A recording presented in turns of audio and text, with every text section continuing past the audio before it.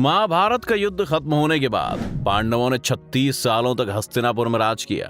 पांडवों के राज के दौरान ही श्री कृष्ण और बलराम ने अपने शरीर का त्याग कर दिया था। ये सब देखकर पांडवों और द्रौपदी ने भी शरीर के साथ स्वर्ग जाने का निर्णय लिया। पांचों पांडव और द्रौपदी स्वर्ग में जाने के लिए निकल गए, लेकिन ये सभी स्वर्ग नहीं पहुंच पाए और पांचों पांडवों में से बस युधिष्ठिर ही स्वर्ग के रास्ते पर चल पाए। और वहां जाकर उन्होंने देखा कि दुर्योधन जैसा पापी वहां पहले से ही मौजूद था। ऐसे में सवाल आता है कि पांडव हमेशा धर्म के रास्ते पर ही चले, फिर भी उनको स्वर्ग क्यों नहीं नसीब हुआ? और पांडवों में से सिर्फ युधिष्ठिर को ही क्यों स्वर्ग मिला? चलिए दोस्तों, जानते हैं आज के हमारे इस वीडियो में। पर वीडियो शुरू होने से पहले अगर आप चैनल पर नए हैं या आपने अभी तक चैनल को सब्सक्राइब नहीं किया है तो चैनल को सब्सक्राइब करें और बेल आइकन दबाना ना भूलें, ताकि हमारे चैनल की कोई भी वीडियो आपसे मिस ना हो जाए। 18 दिनों तक चला महाभारत का युद्ध दुर्योधन की मौत के बाद खत्म हो गया। ये युद्ध इतिहास के सबसे बड़े युद्ध में से एक माना जाता है। इस युद्ध के बाद अपने बेटों को खोने वाले धृतराष्ट्र और गांधारी को राजमहल के ऐशो आराम रास नहीं आए। उन्हें महल में अकेलापन महसूस होने लगा और इसी अकेलेपन को दूर करने के लिए दोनों ने राजमहल छोड़ दिया और अपने जीवन के आखिरी पलों तक जंगल में रहे। दूसरी तरफ भगवान श्री कृष्ण का यदुवंश भी धीरे धीरे खत्म हो गया, जिसके चलते श्री कृष्ण भी पांव में एक तीर लगने के बहाने अपनी लीला समाप्त कर चले गए। पांडव उस समय शान से हस्तिनापुर पर राज कर रहे थे। 36 साल तक राजसी जीवन बिताने के बाद पांडवों को यह भी एहसास होने लगा था कि धरती पर उनका काम पूरा हो गया है और पृथ्वी लोक छोड़ने का समय आ गया है। युयुत्सु को पूरे राज्य की देखभाल का जिम्मा सौंपने के बाद पांडवों ने अभिमन्यु के पुत्र परीक्षित को हस्तिनापुर का नया राजा घोषित किया और महर्षि वेद व्यास से आज्ञा लेकर पांचों पांडव द्रौपदी के साथ स्वर्ग की यात्रा पर चल पड़े। लेकिन स्वर्ग की इस यात्रा के दौरान अर्जुन ने लालच में अपने गांडीव, धनुष और तरकश को नहीं छोड़ा था। यात्रा के दौरान पांचों पांडव कई नदियों, पहाड़ों और समुद्रों की यात्रा करते हुए लाल सागर पहुंचे तो वहां अग्निदेव प्रकट हुए और उन्होंने अर्जुन से गांडीव को छोड़ने के लिए कहा, क्योंकि उनका काम भी तब तक पूरा हो चुका था। अग्निदेव को गांडीव और तरकश देने के बाद पांडव अपने मार्ग में आगे बढ़े, जहाँ एक कुत्ता भी उनके साथ साथ चलने लगा। जब पांडवों ने इस कुत्ते की वजह जानी तो युधिष्ठिर ने कहा कि ये कुत्ता उनका वफादार है, इसलिए उनके साथ चल रहा है। इसके बाद पांडवों ने पृथ्वी की परिक्रमा पूरी करने की इच्छा से उत्तर दिशा की ओर यात्रा की। उत्तर दिशा से पृथ्वी की परिक्रमा करने के बाद केदारनाथ में पांडवों को भगवान शिव ने दर्शन दिए और उन्हें स्वर्ग का रास्ता बताया। रास्ते में आगे चलते वक्त पांडवों ने बालू यानी रेत के समुद्र को पार करने के बाद सुमेरु पर्वत के दर्शन किए। आगे चलकर बद्रीनाथ के पास सरस्वती नदी को पार करना द्रौपदी के लिए मुश्किल हुआ और इसीलिए भीम ने एक चट्टान को नदी के बीचों बीच डाल दिया, जिस पर चलकर द्रौपदी ने सरस्वती नदी को पार किया। कहा जाता है कि माना गांव में सरस्वती नदी की शुरुआत में आज भी वो चट्टान मौजूद है, जिसे वर्तमान में भीम पुल के नाम से जाना जाता है। थोड़ी दूर चलने के बाद द्रौपदी एक जगह पर लड़खड़ाते हुए गिर गई, जिसे देखकर भीम ने युधिष्ठिर से पूछा कि द्रौपदी ने आज तक कोई पाप नहीं किया, फिर उसके साथ ऐसा क्यों हुआ? इसके जवाब में युधिष्ठिर ने भीम से कहा कि द्रौपदी हम पांचों भाइयों में सबसे ज्यादा प्यार अर्जुन से करती थी और इसीलिए वो स्वर्ग पहुंचने से पहले लड़खड़ा कर गिर गई। ये कहकर युधिष्ठिर ने द्रौपदी को देखे बिना अपनी यात्रा जारी रखी। थोड़ी देर चलने के बाद सहदेव भी गिर गया। तब भीम ने युधिष्ठिर से सहदेव के पाप के बारे में पूछा तो युधिष्ठिर ने कहा कि सहदेव को अपनी विद्वत्ता पर घमंड था, जिसके चलते वो किसी को अपने बराबर नहीं समझता था, इसलिए सहदेव की यह दशा हुई। इसके बाद आगे चलकर नकुल भी गिर गया और वो भी अपनी यात्रा पूरी नहीं कर पाया। जब भीम ने इसका कारण पूछा तब युधिष्ठिर ने कहा कि नकुल का अपने सुंदर होने पर बहुत घमंड था, इस वजह से वो भी स्वर्ग नहीं पहुंच पाया।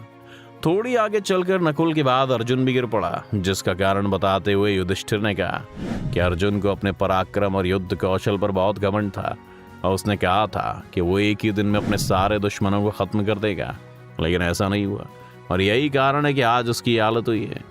सभी भाइयों के पापों के हिसाब देते हुए युधिष्ठिर उस कुत्ते और अपने भाई भीम के साथ आगे बढ़ते जा रहे थे कि तभी एक जगह भीम भी गिर पड़ा।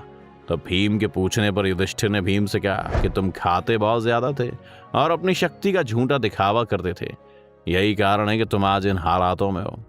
इसके बाद अब सिर्फ युधिष्ठिर और वो कुत्ता ही बचे थे।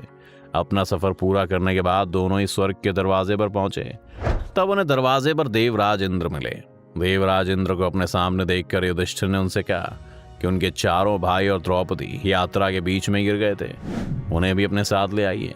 इसके बाद इंद्र ने युधिष्ठिर को बताया कि उनके भाई और द्रौपदी शरीर छोड़कर पहले ही स्वर्ग पहुंच गए, और जबकि युधिष्ठिर को अपने शरीर के साथ ही स्वर्ग जाने का मौका मिला है। देवराज इंद्र ने युधिष्ठिर से कहा कि यह कुत्ता उनके साथ स्वर्ग में नहीं जा सकता। इसके बाद युधिष्ठिर ने इंद्र से कहा कि यह कुत्ता भी उनके साथ स्वर्ग जाएगा। काफी देर तक समझाने के बाद भी जब युधिष्ठिर नहीं माने तो कुत्ते के रूप में वहां मौजूद यमराज अपने असली रूप में प्रकट हो गए। जिस कुत्ते को युधिष्ठिर पूरे रास्ते अपने वफादार समझ रहे थे, वो असल में यमराज थे। युधिष्ठिर की अच्छाई और सच्चाई को देखकर यमराज बहुत खुश हुए और उन्हें आशीर्वाद देकर वहां से चले गए। जिसके बाद इंद्र और युधिष्ठिर रथ में बैठकर स्वर्ग की ओर चल पड़े। जब युधिष्ठिर स्वर्ग पहुंचे तो उन्हें काफी ज्यादा आश्चर्य हुआ, क्योंकि युधिष्ठिर ने देखा कि दुर्योधन भी दूसरे देवताओं के साथ स्वर्ग में एक दिव्य सिंहासन पर बैठा हुआ है। युधिष्ठिर ने जब इंद्र से इसका कारण पूछा तो उन्होंने बताया कि दुर्योधन ने भले ही अपने जीवन में झूठ और अधर्म का साथ दिया था, लेकिन अर्जुन और भीम जैसे योद्धाओं से हिचकिचाहट के बिना अपनी हार को सामने देखते हुए भी जिस बहादुरी से युद्ध किया था, उस पराक्रम और साहस की वजह से ही आज उसे यह पद मिला है। युधिष्ठिर ने देखा कि उनके भाई और द्रौपदी वहां नहीं है।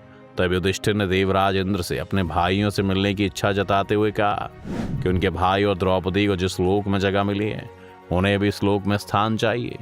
अपने भाइयों से बेहतर मुझे कुछ भी मंजूर नहीं है। इसके बाद देवराज इंद्र ने युधिष्ठिर को एक देवदूत के साथ भेज दिया। देवदूत के साथ चलते चलते युधिष्ठिर एक ऐसे रास्ते पर पहुंच गए जहां बहुत अंधेरा था और चारों तरफ से बदबू आ रही थी। ऊपर गिद्ध मंडरा रहे थे और उनके आसपास पड़ी हुई लाशें थीं।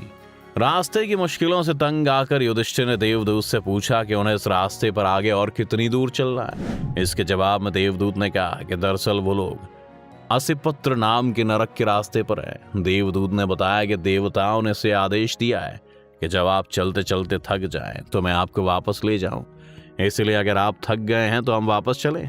लेकिन जैसे ही युधिष्ठिर वापस जाने को मुड़े तो उन्हें वहां पर दुखी लोगों की आवाजें आने लगी, जो उन्हें वहीं पर रुकने के लिए बोल रही थी।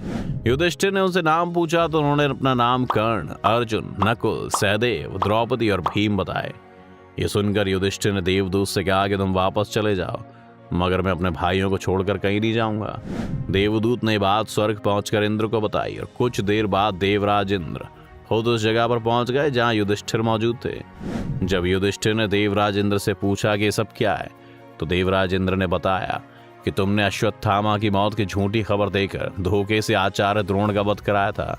उसी की वजह से उन्हें कुछ समय के लिए धोखे से नरक में समय बिताना पड़ रहा है और अब उन्हें स्वर्ग चलना है जहां उनके भाई पहले से मौजूद हैं। इसके बाद युधिष्ठिर ने देव नदी गंगा में नहाकर मानव शरीर को छोड़ दिया है और दिव्य रूप धारण कर लिया है और उसी रूप में स्वर्ग पहुंच गए जहां अर्जुन, भीम, नकुल और सहदेव उनका इंतजार कर रहे थे। युधिष्ठिर ने देखा कि वहां पर उनके भाइयों के साथ साथ श्री कृष्ण और द्रौपदी भी मौजूद हैं। युधिष्ठिर ने देखा कि भीम वायु देवता के पास बैठे हुए थे, कर्ण सूर्य के समान तेज धारण किए हुए थे और नकुल, सहदेव अश्विनी कुमारों के साथ बैठे हुए थे। इंद्र ने युधिष्ठिर को बताया कि द्रौपदी का जन्म भगवती लक्ष्मी के अंश से हुआ था। अपने सभी अपनों को स्वर्ग में देखकर युधिष्ठिर बहुत खुश हुए। तो दोस्तों, ये थी पांचों पांडवों की स्वर्ग जाने की कहानी। तो दोस्तों, आज की वीडियो में बस इतना ही। उम्मीद है आपको आज की इस वीडियो से काफ़ी कुछ नया सीखने को मिला होगा। अगर आपको वीडियो पसंद आया तो वीडियो को ज़रूर लाइक करें और अगर आप इस चैनल पर नए हैं तो जाने से पहले चैनल को सब्सक्राइब करना भी ना भूलें।